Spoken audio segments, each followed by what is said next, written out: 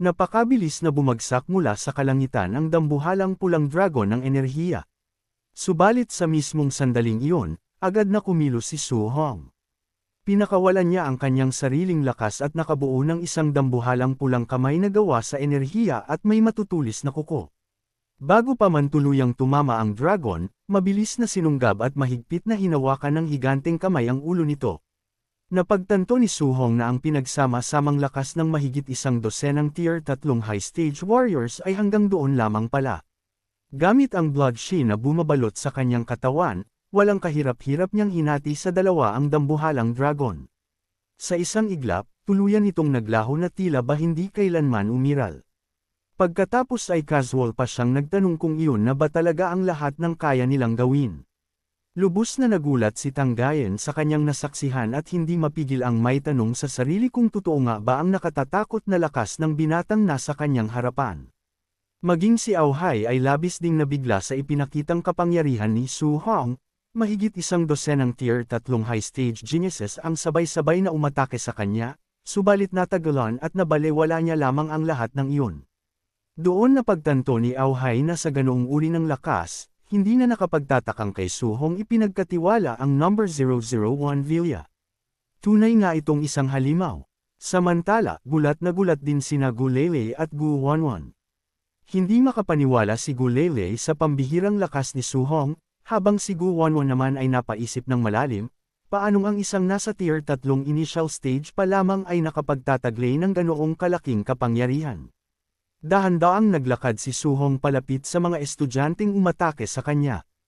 Huminto siya, bamantong hininga, at malamig na nagwika na naitala niya sa kanyang isip ang mukha ng bawat isa sa kanila. Binalaan niya silang huwag ng harang sa kanyang daan, dahil sa susunod na magkaharap sila ay bubugbugin niya ang mga ito ng walang kaunting awang ipapakita. Agad namang kumaway si Gulele sa matinding panik at nilinaw na silang magkapatid ay hindi nakisali sa pag-atake. Ngumiti si Su Hong sa kanila at sinabing hindi sila kabilang sa kanyang pinagbabantaan. Bagamat naiinis si Auhai dahil nakuha ni Su Hong ang lahat ng atensyon, nanatili pa rin siyang may kumpiyansa sa sarili dahil sa taglay niyang Power King Body, ang ikasampung pinakamalakas na espesyal na pangangatawan. Nainis din si Tang Gayen at napamura sa isip, ngunit pinanindigan niyang mas mataas pa rin ang kanyang kakayahan sa aktwal na pakikipaglaban. Habang pinapanood ang mga nangyayari mula sa gilid, napailing na lamang si Wang Tiantuo at sinabing habang tumatagal ay tila hindi na tao si Su Hong. Napangiti naman si Xiaonan at umaming nasasanay na siya sa mga himalang ginagawa ng kanilang kaibigan.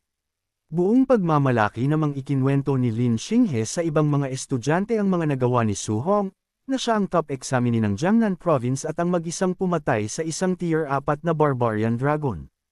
Dati ay akala ng iba na kwentong barbero lamang ito, ngunit matapos masaksihan ang kanyang tunay na lakas, napagtanto nilang totoo ang lahat at labis silang namangha sa kalidad ng mga henyong nagmula sa Jiangnan.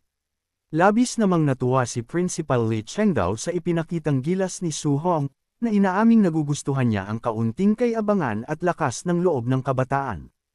Formal niyang inihayag ang pagtatapos ng orientation at binigyan ng 50 martial Dao points ang lahat ng estudyanteng nanatiling nakatayo.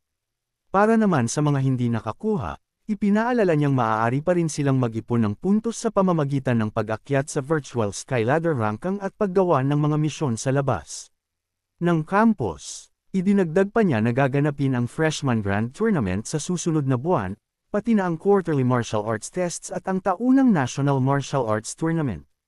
Ang mga magtatamo ng matataas na pwesto sa mga ito ay uulanan ng napakaraming resources para sa kanilang cultivation.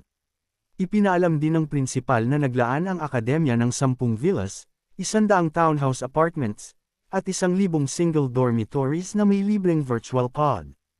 Nasabik dito sina Wang Tiantuo at Xiaonan sapagkat ang paggamit ng pampublikong virtual pod ay nagkakahalaga ng 5 martial Dao points bawat oras, kaya ang pagkakaroon ng sariling silid ay makatitipid sa kanila ng daan-daang puntos buwan-buwan.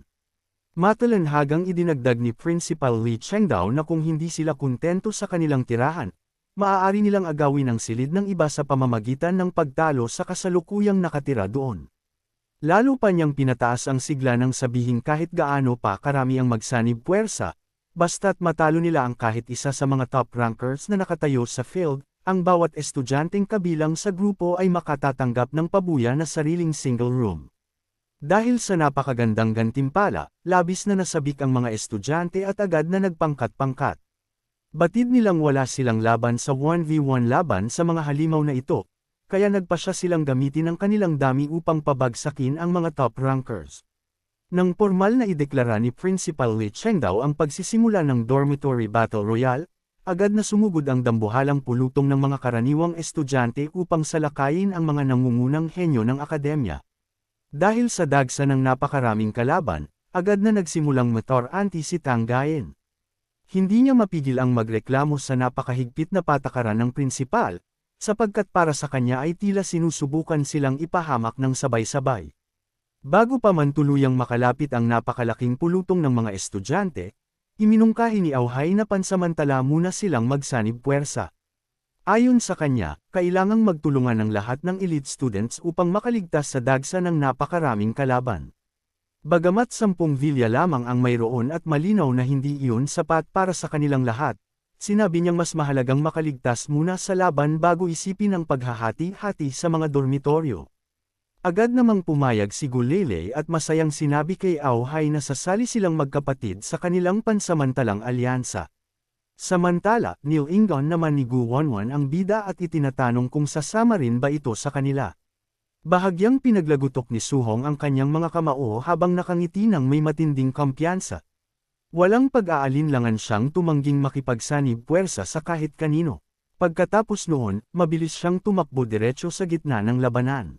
Halatang-halata ang kanyang pananabik, sapagkat para sa kanya ay isa itong napakagandang pagkakataon upang makakuha ng napakaraming martial Dao points.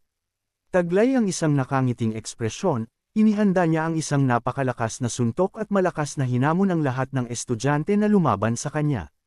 Ngunit bago pa man siya makapaglansad ng kahit isang patama, malakas na sumigaw si Lin Xinghe sa grupong kanyang pinamumunuan.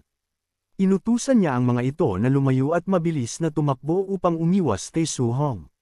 Dahil dito, tuluyang nalito ang bida at napatigil sa kanyang kinatatayuan, hindi niya inaasahan ang naging reaksyon ng mga ito. Binalin niya ang kanyang tingin sa iba pang mga grupo, ngunit nakita rin niyang mabilis silang umiiwas sa kanya. Malakas niya silang tinawag at muling hinamon na lumaban sa kanya. Subalit sa halip na lumapit, lalo pang binilisan ng mga estudyante ang pagtakbo palayo habang pasigaw na sinasabi ng kanilang pinuno na huwag silang lalapit sa ganoong klaseng halimaw. Maging ang grupo ni Chen Tianyan ay mabilis ding tumakas sa matinding takot habang pasigaw na nagbabalaan sa isa't isa na huwag lalapit sa bida. Dahil dito, tuluyang naiwang mag-isa si Suhong sa gitna ng magulong labanan. Napabuntong hininga na lamang siya at hindi makapaniwalang wala kahit isang taong gustong makipagpalitan ng patama sa kanya. Samantala, abalang-abala naman si Auhai sa pakikipaglaban sa ilang mga kalaban. Habang patuloy na nakikipagsagupaan, inis na inis niyang itinatanong kung bakit walang sinumang sumusugod kay Suhong. Agad namang sumagot ang isang estudyante at sinabing tanging isang hanggal lamang ang makikipaglaban sa taong kayang mag-isang pumatay ng isang tier 4 na Savage Dragon. Habang napapalibutan ng napakaraming kalaban, nagsimula namang mator-anti si Gulele nang may ilang estudyanteng lumapit sa kanya upang mag-alok ng isang kasunduan. Sinabi ng mga ito na magkunwari na lamang siyang natalo, kapag nakakuha na sila ng single dormitory, maaari pa rin naman siyang tumira kasama ang kanyang ate. Agad namang sumang-ayon si Gulele sa alok dahil para sa kanya, kahit matalo siya ay maaari pa rin siyang lumipat sa villa ng kanyang ate. Nang marinig iyon ni Gu Wanwan, agad niya itong sinigawan. Tinawag niya itong walang gulugad at mahigpit na nagbantang kapag sumuko ito ay hindi na niya ito kikilalaning bunso niyang kapatid. Biglang nagulat si Gulele nang makita si Suhong at napasigaw sa pangalan nito. Nang marinig ng mga estudyante ang pangalan ng bida, sabay-sabay silang napalingon sa direksyon nito. Doon nila nakita ang bida na galit at napakabilis na lumilipad patungo sa kanila habang malakas na nagtatanong kung talagang wala ba sa kanila ang lalaban. Bago pa man siya tuluyang makalapit, agad na nagtakbuhan ang mga estudyante habang nagsisigawang paparating na ang halimaw. Paglapag ni Suhong sa harap ni Gulele at Gu Wanwan, bahagyang natuwa si Gulele dahil inakala niyang tutulungan sila ng bida. Subalit hindi sila pinansin ni Su Hong. Sa halip, agad itong tumakbo patungo sa nagkukumpulang mga estudyante. Nagkagulo ang buong grupo habang nagsisigawan na mabilis na umatras at umiwas. Nagtaka naman si Gulele kung ano nga ba ang tunay na balak gawin ng bida. Samantala, si Chen Miao mula sa Villa No. 5, na kasalukuyang inaatake ng isang malaking grupo ng mga estudyante, ay biglang natigilan. Laking gulat niya nang makitang nagsimulang magtakbuhan ang lahat ng kalabang kanina lamang ay sabay-sabay na sumusugod sa kanya. Nang mapansin niyang ang bida ang mabilis na papalapit sa kanyang direksyon, inakala niyang dumating ito upang iligtas siya. Dahil dito, agad siyang nagpakilala at taos-pusong nagpasalamat sa pagliligtas sa kanya. Subalit sa halip na sumang-ayon, mabilis na nag-ipon ng enerhiya si Su Hong sa kanyang kamao at sinabi kay Chen Miao na huwag itong magkamali ng akala. Ipinaalala niyang sinabi na niya noon pa man nabubugbugin niya silang lahat, at dahil ayaw siyang kalabanin ng mga ordinaryong estudyante, wala na siyang magagawa kundi siya na mismo ang hahabol sa mga elite geniuses.